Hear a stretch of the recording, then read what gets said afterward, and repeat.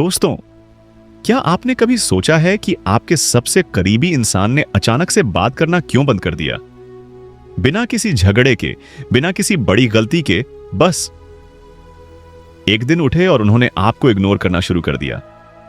और आप पागलों की तरह सोचते रहे कि आखिर गलती क्या हुई। क्या आपने उन्हें कोई मैसेज किया?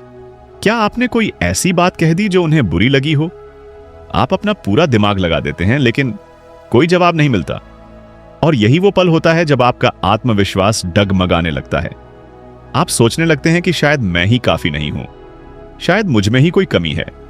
लेकिन आज मैं आपको एक ऐसी चाल बताने वाला हूं जो न सिर्फ आपका कॉन्फिडेंस वापस लाएगी, बल्कि उस इंसान को भी आपकी तरफ देखने पर मजबूर कर देगी। बिना किसी भीख मांगने वाले मैसेज के, बिना किसी रोने धोने वाली स्टोरी के। तो सबसे पहली बात, एकदम शांत हो जाइए। मैं जानता हूं कि जब कोई आपसे बात करना बंद कर देता है तो आपके अंदर एक टॉर्नेडो चल रहा होता है। आपका दिल कहता है कि उसे तुरंत फोन लगाओ, उसे बताओ कि तुम्हें कितनी टेंशन हो रही है। लेकिन रुकिए, यही वो जगह है जहां 90% लोग गलती कर बैठते हैं। वे सामने वाले के पीछे भागना शुरू कर देते हैं। वे उन्हें सैकड़ों मैसेज भेजते हैं, वे उनकी स्टोरी देखते रहते हैं, वे उनके ऑनलाइन आने का इंतजार करते हैं, और इस प्रोसेस में वे अपनी इज्जत खो बैठते हैं। दोस्तों, याद रखो, जब कोई आपसे बात करना बंद कर दे तो इसका सबसे बड़ा कारण यह नहीं होता कि आप में कोई कमी है, बल्कि इसका कारण यह होता है कि उस इंसान को अपनी ही जिंदगी में कुछ चीजें समझ नहीं आ रही होती और आप उसकी इस उलझन का शिकार बन जाते हो। तो अब आते हैं उस चाल की तरफ जिसका जिक्र मैंने टाइटल में किया है। यह चाल है साइलेंस विद स्ट्रेंथ। यानी आपको उस इंसान को वो सब कुछ देना है जो वह चाहता है, मतलब पूरा साइलेंस। लेकिन इस साइलेंस में एक ताकत होनी चाहिए। आप उसे नजरअंदाज नहीं कर रहे, बल्कि आप उसे उसकी अपनी दुनिया में छोड़ रहे हैं। और आप अपनी दुनिया में इतने मजेदार, इतने सफल और इतने खुश दिख रहे हैं कि उसे चुपचाप देखना पड़े। क्योंकि इंसानी फितरत है कि जब आप किसी के पीछे भागते हैं तो वह और दूर भागता है। लेकिन जब आप रुक जाते हैं और अपनी तरफ ध्यान देने लगते हैं तो वही इंसान सोचने लगता है कि ये क्या हो गया, ये तो मेरे बिना भी खुश है, ये तो मुझसे ज्यादा मजा कर रहा है। और यहीं से शुरू होता है उसके दिमाग में क्यूरियोसिटी का बीज। दोस्तों, हम सब इंसान हैं और हम सब चाहते हैं कि हमें वैल्यू दी जाए। जब आप उसे बताते हैं कि आप उसके बिना भी पूरे हैं तो आपकी वैल्यू उसकी नजरों में बढ़ जाती है। लेकिन ध्यान रहे, यह चाल नफरत से नहीं बल्कि वैसा आत्मसम्मान से की जाती है। आपको यह दिखावा नहीं करना है, बल्कि सच में खुद पर काम करना है। तो आखिर साइलेंट होने के बाद क्या करना चाहिए? पहला कदम है, रुको और अपनी लाइफ देखो। जितना वक्त आप उसके बारे में सोचने में लगा रहे थे, उस वक्त को अब अपने लिए इस्तेमाल करो। कोई नया शौक अपनाओ, कोई किताब पढ़ो, या बस दोस्तों के साथ घूमने निकल जाओ। हां, मुझे पता है कि यह सुनने में आसान लगता है, लेकिन करना बहुत मुश्किल होता है। लेकिन सोचो, अगर आज तुम नहीं रुके तो तुम हमेशा उसी एक इंसान के इर्द गिर्द घूमते रहोगे जिसने तुम्हारी वैल्यू नहीं समझी। क्या तुम सच में ऐसी जिंदगी चाहते हो? दूसरा कदम है, सोशल मीडिया पर अपनी उपस्थिति बदलो। मतलब, अगर तुम उसकी स्टोरी देखने वाले पहले व्यक्ति थे तो अब उसे देखना बंद कर दो। अगर तुम हर पोस्ट पर उसकी तारीफ करते थे तो अब चुप हो जाओ।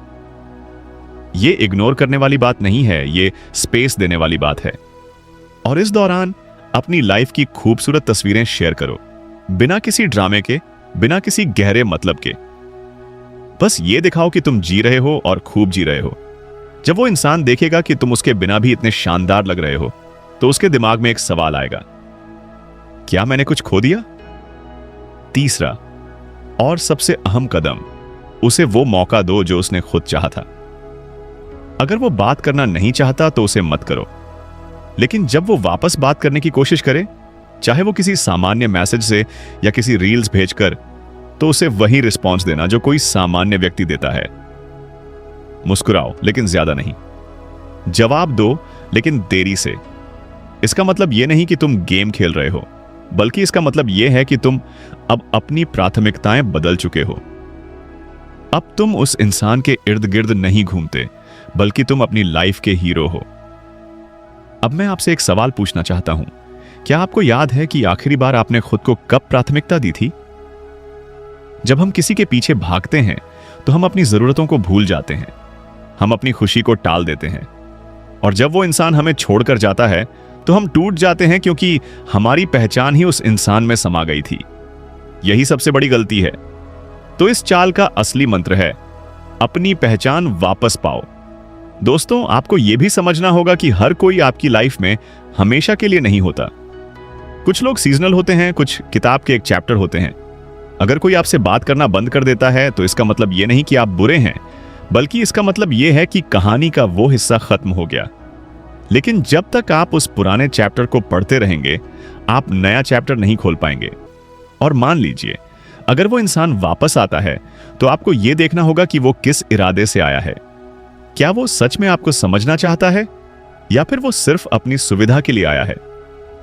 क्योंकि बहुत बार ऐसा होता है कि लोग जब आपको अपनी तरफ आकर्षित नहीं कर पाते तो वे आपकी वैल्यू जानने के लिए वापस आते हैं। और जब वे आए तो आपको उन्हें यह एहसास कराना है कि आप कितने बदल चुके हैं, और इस बदलाव ने आपको मजबूत बनाया है।